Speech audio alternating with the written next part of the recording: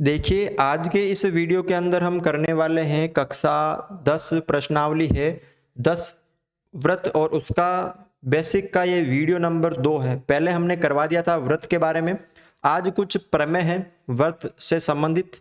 जो प्रमेय है वो मैं आपको सिर्फ बताऊंगा, उनके जो कथन सत्य है वो मैं आपको सिर्फ याद करवाऊंगा, ठीक है। तो वो जो प्रमेय आपको ये जो मैं सारी बता रहा हूँ वो आपको याद होनी चाहिए, क्योंकि ये सारी प्रमेय जब हम क्वेश्चन करेंगे तो वहाँ पे लागू होगी।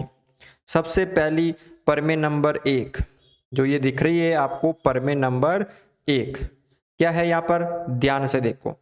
वृत्त के किसी बिंदु पर स्पर्श रेखा स्पर्श बिंदु से जाने वाली त्रिज्या पर क्या होती है, लंब। ये समझ में आ गया कि व्रत है उसके किसी भी बिंदु पर। तो मैं आपको समझा देता हूं चित्र के माध्यम से अलग से बना के। जैसे ये व्रत है, यहाँ पे मैंने ले लिया ये, ठीक है, ये मैंने ले लिया, एक बिंदु ले लिया। व्रत पर एक बिंदु है पर स्पर्श रेखा, तो आप क्या बना लीजिए, यहाँ पे एक स्पर्श रेखा बना लीजिए। तो मैंने यहाँ पे क्या बना ली, एक ये देखो, इस बिंदु को स्पर्श करती हुई एक स्पर्श रेखा मैंने बना ली, ये रही। अब स्पर्श रेखा स्पर्श बिंदु ये क्या होता है, स्पर्श बिंदु मैंने आपको पिछले वीडियो में बताया था कि स्पर्श बिंदु क्या होता है। से जाने वाली त्रिज्या, स्पर्श बिंदु से जाने वाली त्रिज्या क्या होती है, लंब होती है, त्रिज्या पर लंब होती है। तो कैसे, यहाँ पे ध्यान से देखो, ये यानी कहने का मतलब ये जो त्रिज्या है ये केंद्र O हो गया और ये त्रिज्या हो गई आपके यहाँ पे A, ये हो गई आपके स्पर्श रेखा AB और ये लंब है किस पे, त्रिज्या लंब है इस स्पर्श रेखा पर, ठीक है ना। तो ये याद रखना आपको कथन कि जो स्पर्श रेखा होती है और जो त्रिज्या होती है, यानी जो त्रिज्या है यहाँ पे O और ये P, OP जो त्रिज्या है वो यहाँ पे लंब है किस पे, AB पे। मतलब यहाँ पे ये 90 डिग्री का कोण बन रहा है। जो स्पर्श रेखा है और जो त्रिज्या है वो क्या बनाते हैं, एक 90 डिग्री का कोण बनाते हैं। तो ये बात आपको याद रखनी पड़ेगी, ठीक है ना। अगली जो प्रमेय है, प्रमेय नंबर 2, ये देख लीजिए कि बाहरी बिंदु से वृत्त पर खींची गई स्पर्श रेखाओं की लंबाई क्या होती है, बराबर होती है। क्या याद रखना है कि बाहरी बिंदु से खींची गई कोई भी एक वृत्त है और उसके बाहरी बिंदु से, जैसे ये वृत्त हो गया और यहाँ पे मैंने एक बिंदु ले लिया ये वाला, तो इस बिंदु से ये स्पर्श रेखा, इस बिंदु से ये स्पर्श रेखा, ठीक है। तो इसका नाम दे दिया मैंने, जैसे ये बिंदु P है और ये A और B है। तो बाहरी बिंदु से वृत्त पर खींची गई स्पर्श रेखा क्या होती है, बराबर, यानी PA बराबर है किसके, PB के। ये आपको याद रखना है कि वृत्त की जो स्पर्श रेखा होती है एक ही बिंदु से खींची गई, ठीक है। और यहाँ पे ये 90 डिग्री अभी हमने पढ़ा था, क्योंकि वृत्त की जो ये स्पर्श रेखा और त्रिज्या क्या होती है, लंब, अभी हमने पढ़ा था। तो ये तो लंब होता है और जो स्पर्श रेखा होती है वो भी क्या होती है, बराबर होती है। ये आपको याद रखना है, ये कथन आपको याद होने चाहिए, क्योंकि ये सत्य है कि जो बाहरी बिंदु से वृत्त पर खींची गई स्पर्श रेखा की जो लंबाई है वो बराबर होती है। एक बिंदु से होनी चाहिए, ऐसा नहीं एक बिंदु यहाँ ले लिया एक बिंदु यहाँ पे, नहीं, बिंदु सेम होना चाहिए और उस पर जो दो स्पर्श रेखा है वो क्या होती है, उनकी लंबाई बराबर होती है। अगला आपको क्या याद रखना है कि वृत्त के केंद्र से, वृत्त का जो केंद्र होता है, केंद्र से जीवा पर डाला गया लंब जीवा को समद्विभाजित करता है। कैसे, मैं इसको समझा देता हूं।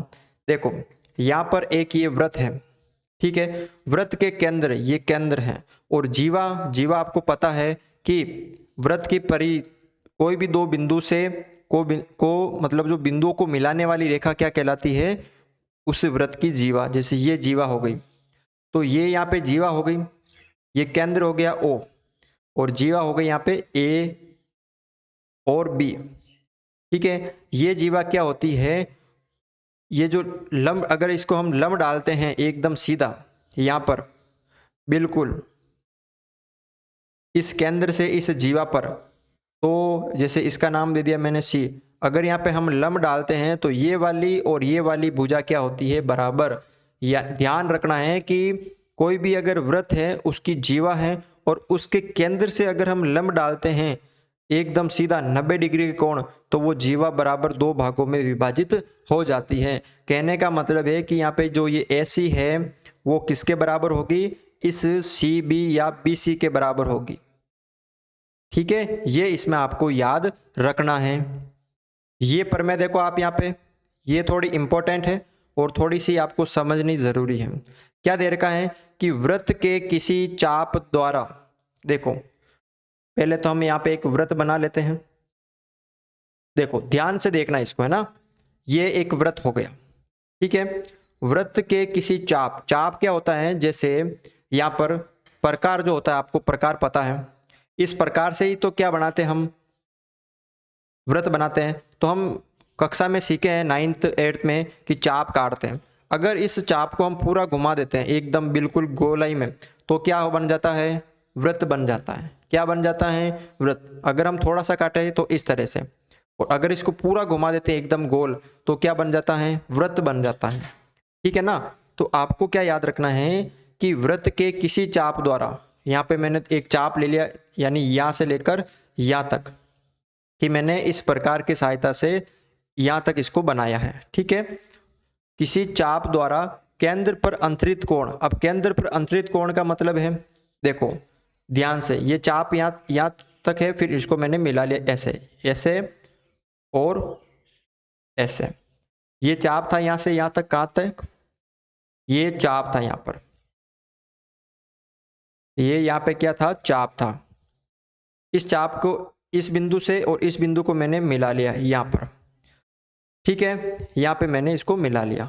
आगे क्या बोल रहा है कि अंतरित कोण, इस ये जो कोण है यहाँ पर, उसी चाप द्वारा शेष परिधि के, अब शेष परिधि कौन सी बची है, ये चाप मैंने काटा, शेष परिधि पर अंतरित कोण का 2 गुना होता है।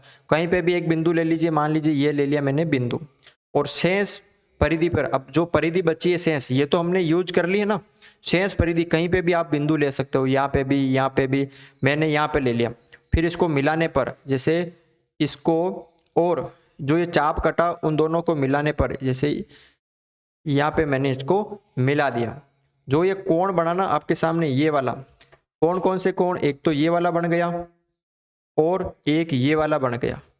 तो जैसे मैंने इसका नाम दे दिया, ये चाप हो गया AB और ये C। अब ये केंद्र हो गया O। तो अंतरित कोण का 2 गुना होता है।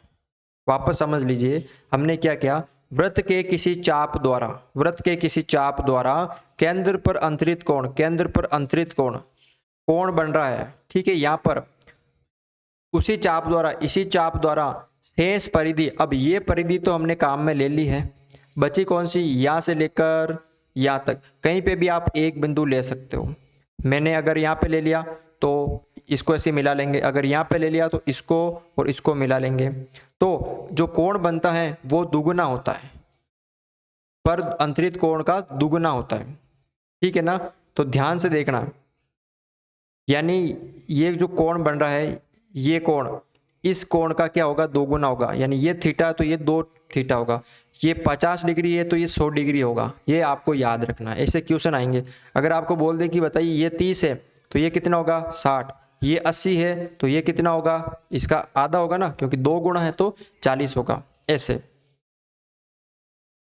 वापस मैं आपको समझा देता हूं कि वृत्त की परिधि पे चाप हो गया, उन दोनों को मिलाने पर ये जो केंद्र पर कोण बन रहा है, वापस इन चापों के जो बिंदु है उनको मिलाने पर वृत्त की शेष परिधि पर जो ये कोण बनता है, ये 2 गुना होता है किसका, यहाँ पे जो बनता है। ठीक है ना। अंतिम देखो कि जो अंतिम प्रमेय है,